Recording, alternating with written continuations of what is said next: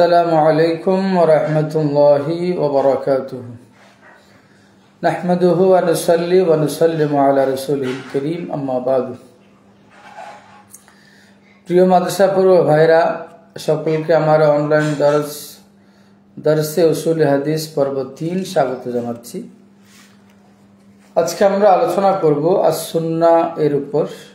ইতিপূর্বে আমরা আলোচনা করেছিলাম আস-সুন্নাহ এর শাব্দিক এবং পারিভাষিক বিশ্লেষণের উপর। আজকে বাকি অংশ আলোচনা করব। মাবাহসু ফি উলুমিল হাদিস এই কিতাবের মধ্যে মান্না ইবনে হালিল কাত্তান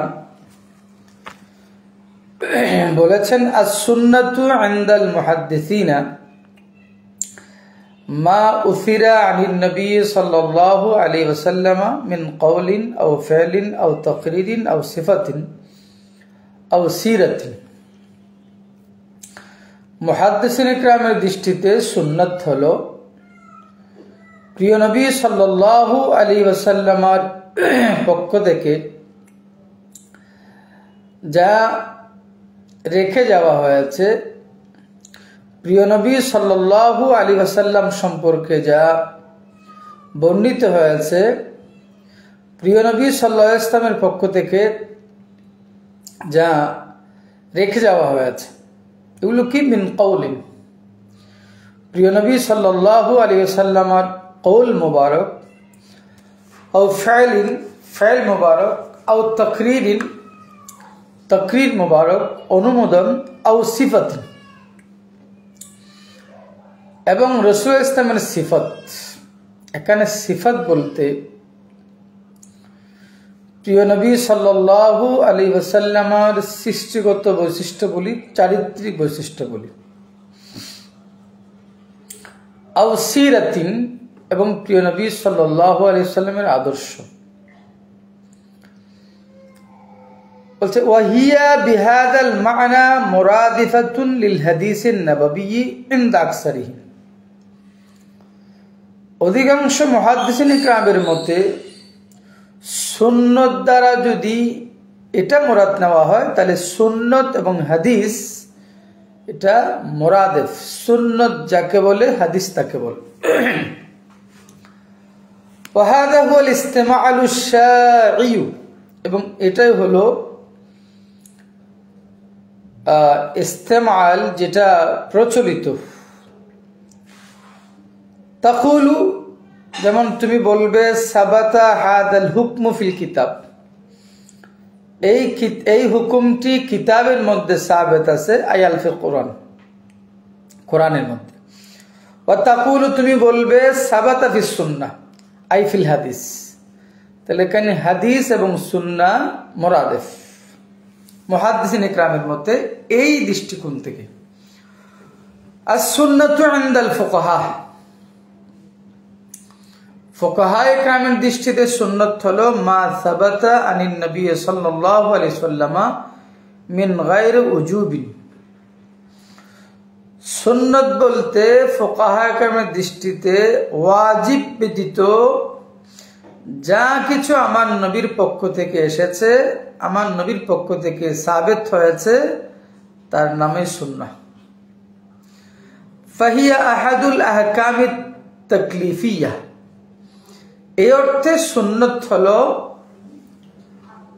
তাকলিফিয়া বিধিবিধান, যে সকল বিধিবিধান বান্দাদের উপর আবশ্যক করে দেওয়া হয়েছে, যে 5টি তাকলিফি আহকাম, তার মধ্যে একটা হলো সুন্নাত। তার মানে আল ওয়াজিব ওয়াস সুন্নাহ ওয়াল হারাম ওয়াল মাকরুহ ওয়াল মুবাহ। তাহলে আহকামে তাকলিফিয়া বান্দাদের উপর যেই 5টি বিধান বাধ্য করে দেওয়া হয়েছে, পজিটিভলি এবং নেগেটিভলি, এর মধ্যে একটা হলো ওয়াজিব তথা ফরজ, আরেকটা হলো সুন্নাহ, হারাম, মাকরুহ, মুবাহ। ফুকাহা ইকরামের দৃষ্টিতে সুন্নত বলতে এই পাঁচ প্রকারের এক প্রকারকে বলা হয়, যেটার নাম সুন্নাহ। ওয়াসুন্নাতু ইনদাল উসুলিয়্যিন, উসুলবিদদের দৃষ্টিতে সুন্নাত হলো মা সাদারা আনিন নবী সাল্লাল্লাহু আলাইহি ওয়াসাল্লাম গায়রাল কুরআন মিন কাওলিন আও ফি'লিন আও তাকরীর। কোরআন কারীম ব্যতীত প্রিয় নবী সাল্লাল্লাহু আলাইহি সাল্লাম থেকে যা কিছু সাদের হয়েছে তার নাম সুন্নাহ। এটা প্রিয় নবী সাল্লাল্লাহু আলাইহি সাল্লামের কওল হতে পারে, ফেল হতে পারে, তাকরীর হতে পারে। এরপরে আল্লামা ডক্টর মুহাম্মদ বিন মুহাম্মদ আবু শুহবা, উনি ওনার কিতাব আল বসীত ফি উলুমি ওয়া মুস্তালাহিল হাদিস, এই কিতাবের মধ্যে বলেছেন আস-সুন্নাতু ফিল লুগাতি আত-তরিকাতু ওয়াস-সিরাতু। সুন্নত শব্দের আবেদন করতে হলো পদ্ধতি, ওয়াস-সিরাতু সিরত আদর্শ। আল মিসবাহুল মুনিরের মধ্যে আছে আস-সুন্নাতু আত-তরিকাতু, আস-সুন্নাতু আস-সিরাতু। সুন্নত মানে পন্থা, সুন্নত মানে আদর্শ। হামিদাতান কানাত আও জামিমাতান, এটা প্রশংসনীয় হোক অথবা নিন্দনীয় হোক। তবে লাকিন্নাহা ইনদাল ইতলাকি তানসারিফু ইলাল হামিদা, যখন সুন্নত বলা হবে তখন এটা প্রশংসিত এই অর্থটাই প্রাধান্য পাবে। এটার একটু আলোচনা আমরা একটু করে আলোচনা করব। যেমন সুন্নত শব্দটা প্রশংসিত অর্থ ব্যবহার হয়, আবার নিন্দনীয় বিষয়ের জন্য ব্যবহার হয়। সুন্নত মানে পন্থা, এটা প্রশংসিত হোক নিন্দনীয় হোক। তো আমরা এটা কিভাবে ওজন মুআযানা কিভাবে করব, পৃথক কিভাবে করব? মুদাফ ইলাইহি, যদি সুন্নত শব্দের মুদাফ ইলাইহি যদি প্রশংসনীয় ব্যক্তি হয়, প্রশংসার অধিকারী হয়, তখন সুন্নত মানে হলো প্রশংসনীয় পদ্ধতি।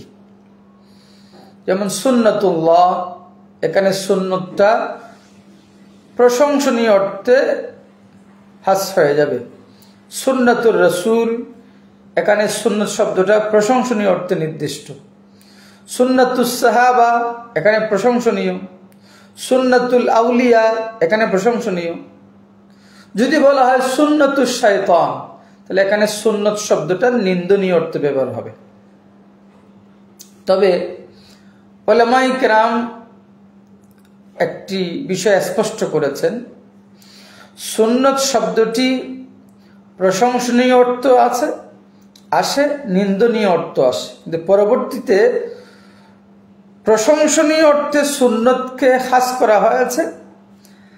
আর সুন্নতে সাইয়্যা, যে আদর্শটা নিন্দনীয়, সেটার জন্য বিদআত শব্দটা ইস্তেমাল করা হয়েছে। সুন্নত মানে প্রশংসনীয়, আর যে সুন্নতটা নিন্দনীয় সেটাকে সুন্নত বলা হবে না, সেটাকে বলা হবে বিদআত।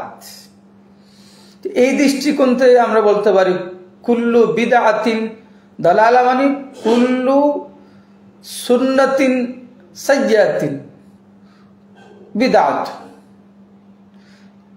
এখানে সুন্নত শব্দটা হাসানা, হামিদা এবং মমদুহার জন্য নির্দিষ্ট। তাহলে যে আদর্শটি প্রশংসার দাবি রাখে না, যেই পন্থাটি প্রশংসার দাবি রাখে না, তার জন্য হাস করা হয়েছে বিদআত। তাহলে কুল্লু বিদআতিন মানে কুল্লু সুন্নাতিন সাইয়্যাতিন দালালা। এই ক্ষেত্রে বর্তমানে আমার নবীর জামানায় ছিল না, সাহাবায়ে কেরামের জামানায় ছিল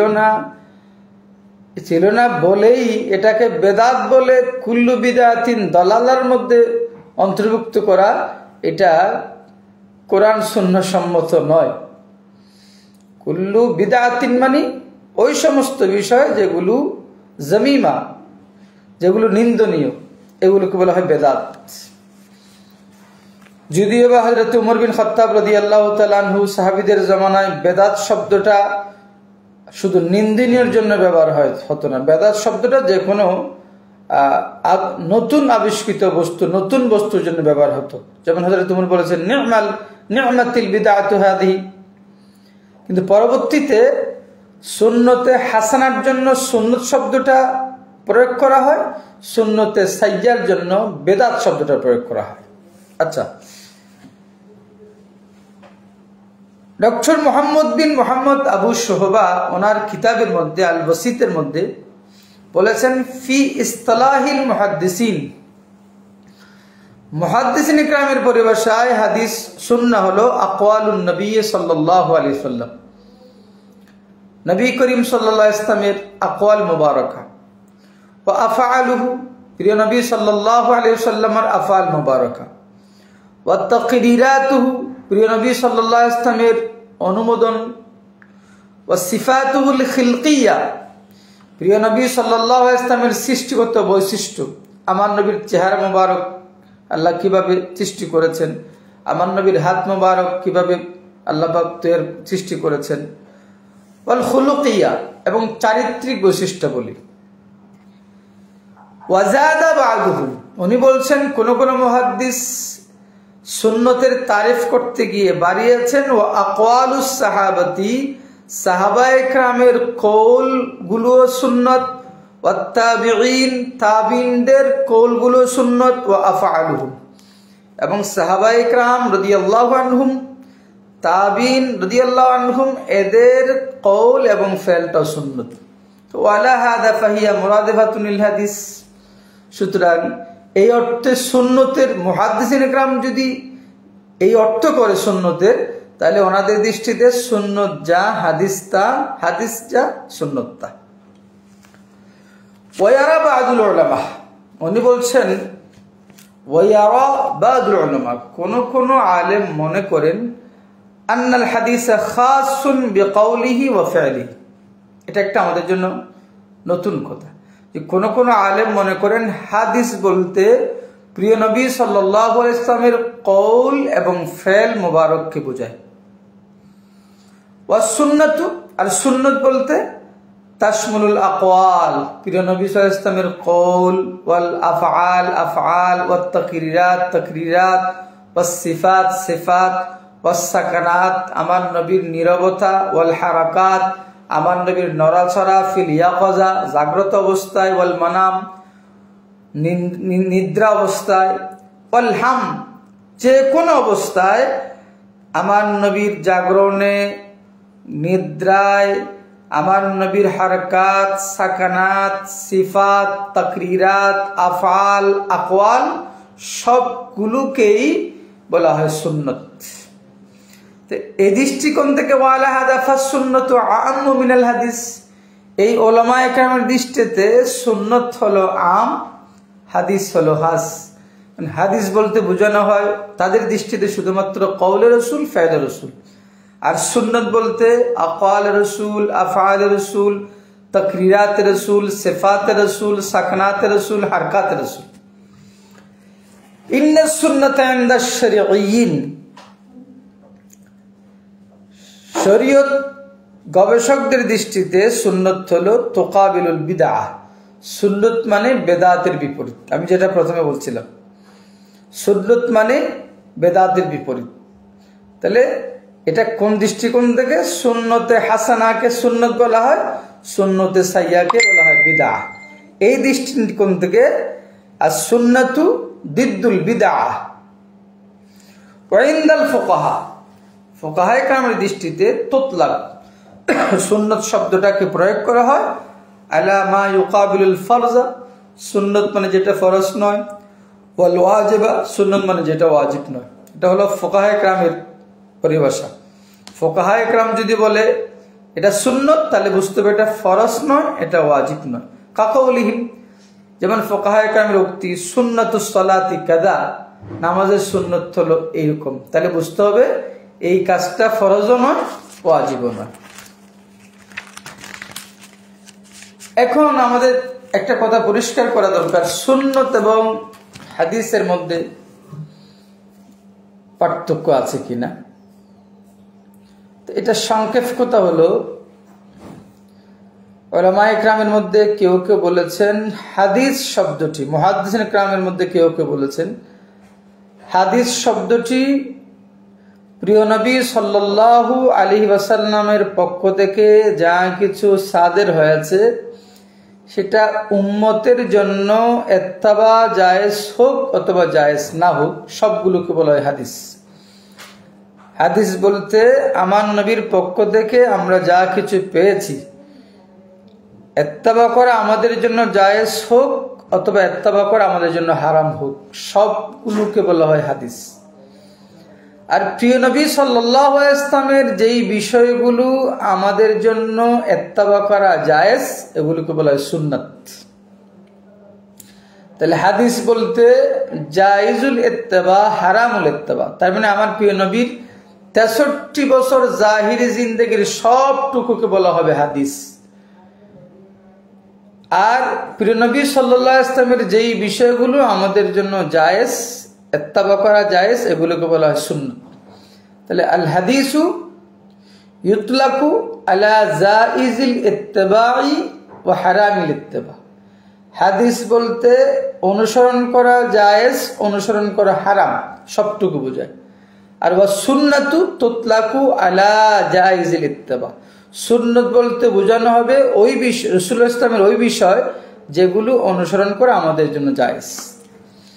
বিষয়টা আমি আরেকটু পরিষ্কার করি।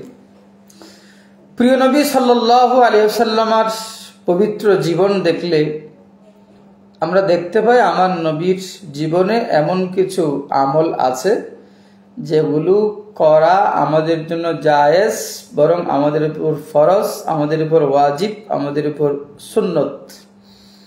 যেমন আমার প্রিয় নবী সাল্লাল্লাহু আলাইহি ওয়াসাল্লাম নামাজ পড়েছেন, নামাজ পড়া আমাদের উপর ফরজ। আমার প্রিয় নবী সাল্লাল্লাহু আলাইহি ওয়াসাল্লাম রোজা রেখেছেন, রোজা রাখা আমাদের উপর ফরজ। আমার প্রিয় নবী সাল্লাল্লাহু আলাইহি ওয়াসাল্লাম মিসওয়াক করেছেন, মিসওয়াক করা আমাদের জন্য জায়েজ, আমাদের জন্য সুন্নত। আর কিছু বিষয় আছে প্রিয় নবী সাল্লাল্লাহু আলাইহি ওয়াসাল্লামের, এমন কিছু বিষয় আছে যেগুলো করা আমাদের জন্য সম্ভব কিন্তু জায়েজ নাই, হারাম। যেমন প্রিয় নবী সাল্লাল্লাহু আলাইহি ওয়াসাল্লাম একসাথে 9 জন উম্মাহাতুল মুমিনিন রেখেছেন। একসাথে আমার নবীর 9 জন বিবি ছিল, আমাদের মা ছিলেন। এটা কিন্তু অসম্ভব না, কিন্তু আমাদের জন্য হারাম। প্রিয় নবী সাল্লাল্লাহু আলাইহি ওয়াসাল্লামের এই আমলটা আমল করা আমাদের জন্য হারাম। প্রিয় নবী সাল্লাল্লাহু আলাইহি ওয়াসাল্লাম সওমে বিসাল রেখেছেন, কিন্তু সাহাবায়ে কেরামের জন্য নিষেধ করে দিয়েছেন। দুটো বিষয় হলো।